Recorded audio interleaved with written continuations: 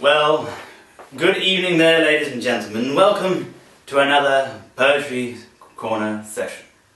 I am Thomas Edwards, and I would like to take you on a journey of local talent.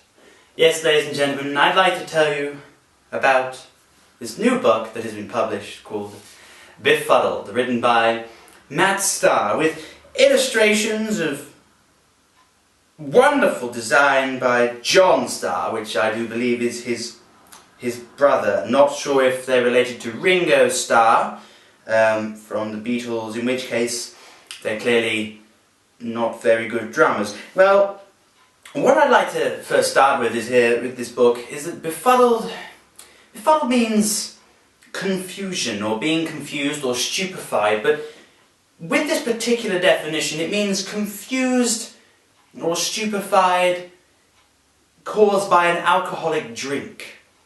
I don't know if that's telling me something about the author, not too sure myself, but judging by some of the illustrations on the front, he must have had cognac or something to come up with something like this. Anywho, what I'd like to do is I'd like to read you a short story from Befuddled. So it's in part 2.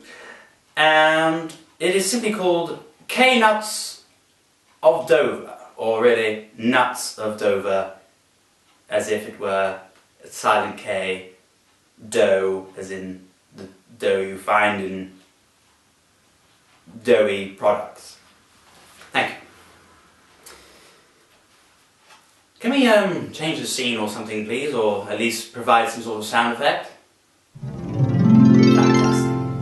Like being in Jackanory. Gregory loved his donuts.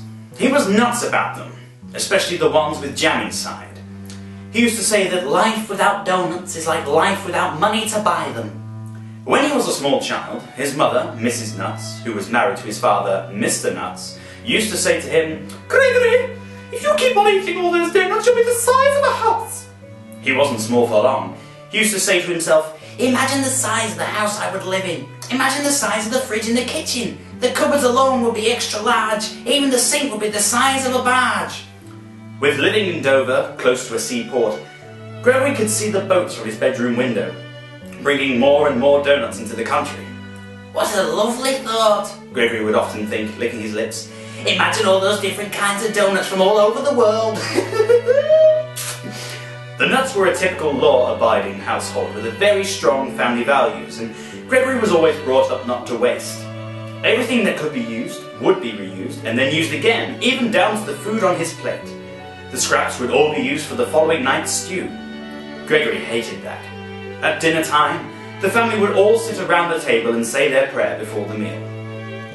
"For what we are about to reserve, may the Lord know we are truly recyclable." And then they would all tuck it. "Gregory, you'll eat all your dinner or you'll get it for your breakfast.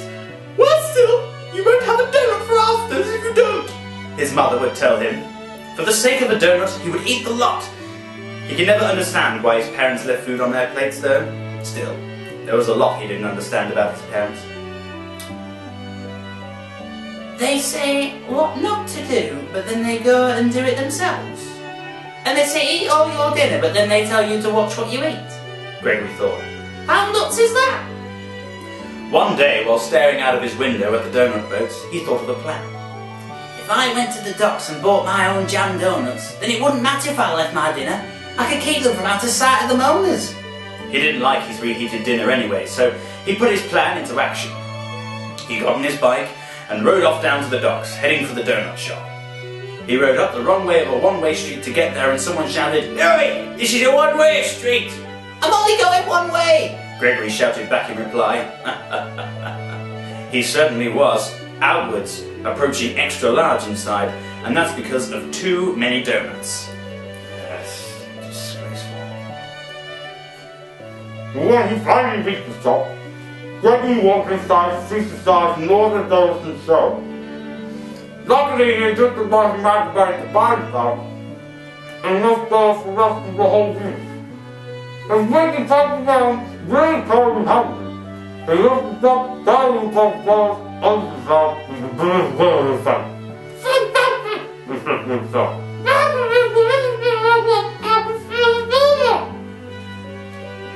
For today, but no stop the business to himself. He's not understand why he started to live dinner and was never concerned about not having done it. She never realized when he done things that his dad came from himself. Or something as well. Well, so doctor said no. He never did find her. There's no way to that one, sorry doctor. Or did he? It's amazing what you think you're getting away with from your kid. But all along your parents know it.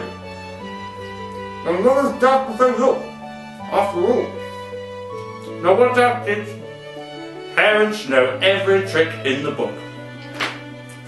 And that, ladies and gentlemen, was a short story from the poetry by Matt Starr in the book Befuddled.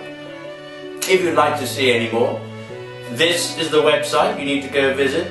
And please, it is available at Waterstones and other such retailers. Please enjoy it. It's a wonderful book, and I know the man personally. He's a jolly good fellow, and please, he needs the money. He's currently living in a shed.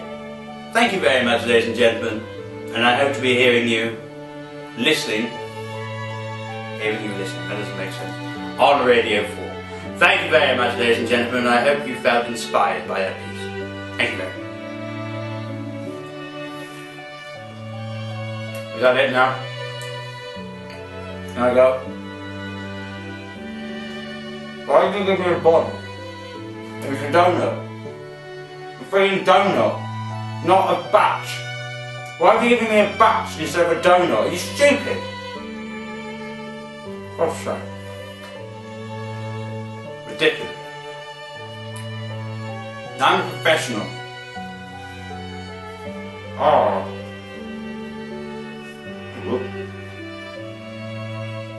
You know I can't stand bread. Oh, not even sugar on it or anything, it's dry. God's sake.